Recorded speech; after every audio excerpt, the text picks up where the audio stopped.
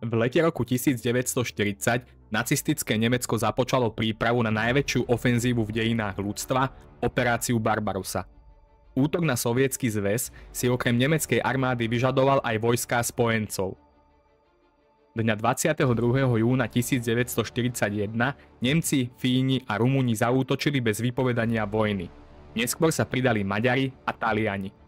Útočníkom sa pridala aj armáda Slovenského štátu. Jej krvavým krstom sa stala bitka pri Lipovci z 22. júla 1941.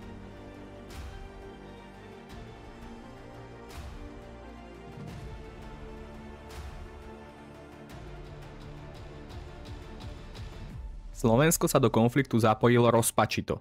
Nemecký vyslanec Ludin o vyhlásení vojny informoval predsedu vlády Vojtecha Tuku.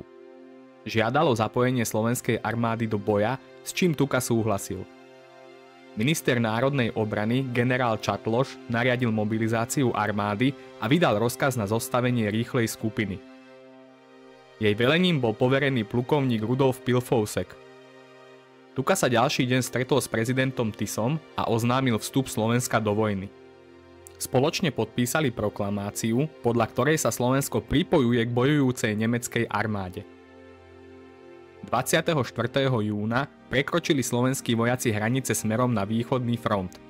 V tom istom čase zasadala vláda, ktorá spätne schválila vstup Slovenska do vojnového konfliktu. Tiso v prejave verejnosti obhajoval vojnu takto. Slovenská armáda nastúpila miesto v rade bojujúcich národov Európy nie pre iné, ale jedine preto, aby dokázala, že národ slovenský cíti sa byť rovnako zodpovedným za ochranu Európy proti bolševickému nebezpečenstvu ako ostatné národy Európy.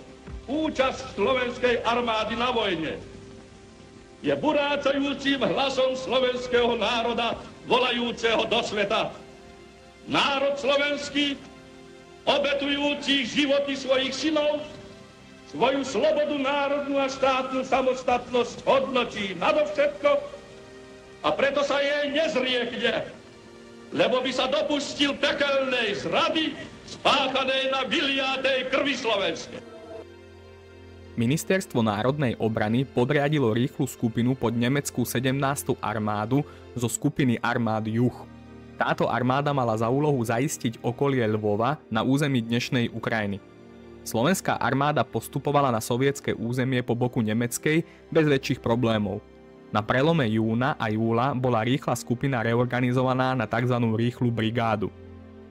Keď brigáda dorazila k mestečku Vinice, dostala od veliteľa 49. horského zboru pod vedením generála Ludvíga Küblera za úlohu prenasledovať sovietske vojská pri Lipovci. Lipovec bol v tom čase malým ukrajinským mestečkom, ktoré obývalo zhruba 15 000 obyvateľov. Na západe a juhu od neho bol mierne kopcovitý terén, pričom najvyšší bol kopec pri osade Kamionka južne od Lipovca. Okolo mesta boli rozsiahle polia a menšie lesíky. Lipovec v tom čase bránila 44. sovietská horská strelecká divízia pod velením generála Semiona Tkačenka. K dispozícii mal okolo 7 000 mužov, delostrelectvo a mínomety. Rýchla brigáda pod velením Pilfovska mala okolo 5 000 mužov, ľahké tanky, obrnené vozidlá a delostrelectvo. Je potrebné poznamenať, že ani jedna z bojujúcich strán nepoznala silu protivníka. Pilfovsek očakával ustupujúce, demoralizované jednotky, zatiaľ čo 44. divízia sa pripravovala na protiútok. Rýchlu brigádu však Tkačenko mylne považoval za silnejšie nemecké jednotky a tak sa radšej pripravil na obranu. Bitka o Lipovec sa začala 22. júla zhruba o 4:30 ráno za hustej hmly. Predvoj tankov a pechoty sa bez boja dostal k osade Felixovka, ktorú obsadil. Medzi osadou a Lipovcom dochádza k prvým bojom. Sovietskí vojaci sú tu zakopaní v provizorných líščích norách. O 5:00 posiela Pilfovsek posily v podobe obrnených vozidiel, pechoty a tankov. Zhruba o 5:30 ráno sa trhá hmla. Sovieti tak dostanú príležitosť ostreľovať útočníkov delostrelectvom. Ťažké boje trvajú ďalšiu 1,5 hodiny.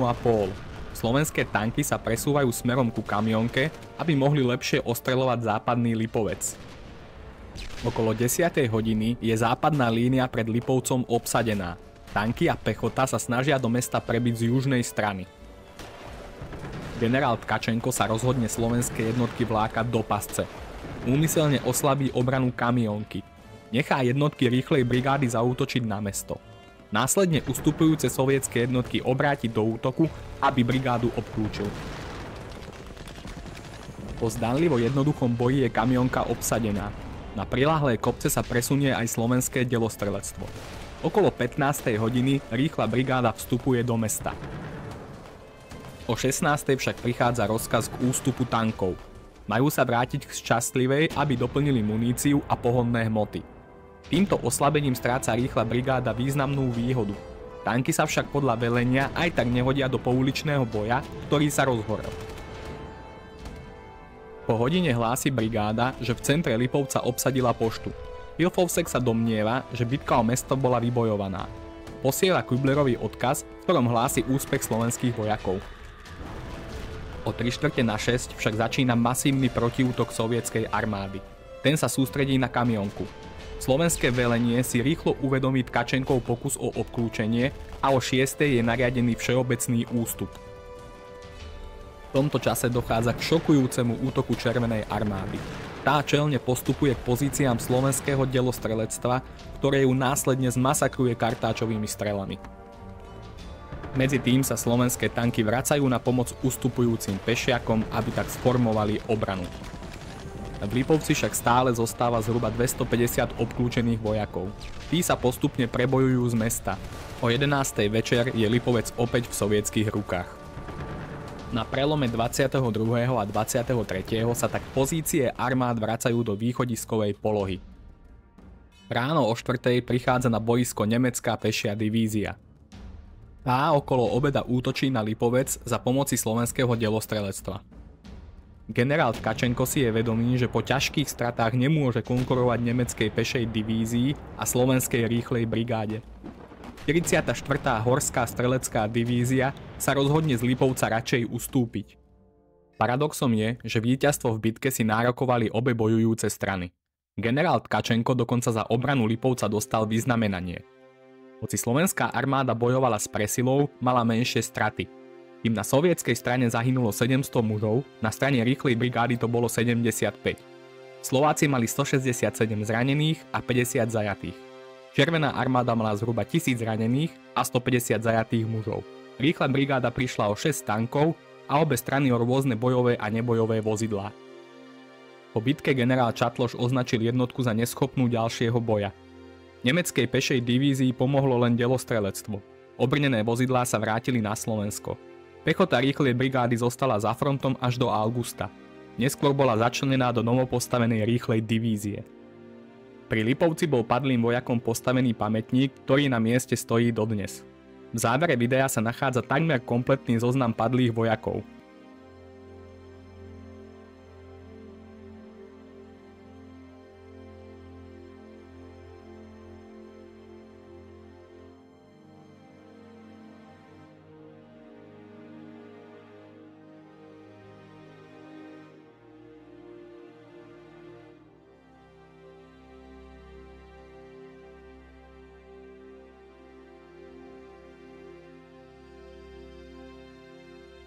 Ak sa vám video páčilo, kliknite na like a odber. Kanál môžete podporiť aj symbolickou pozvánkou na kávu cez Buy Me a Coffee. Link nájdete v popise videa. Napíšte, akú ďalšiu udalosť by som mal spracovať. Ďakujem za zhliadnutie.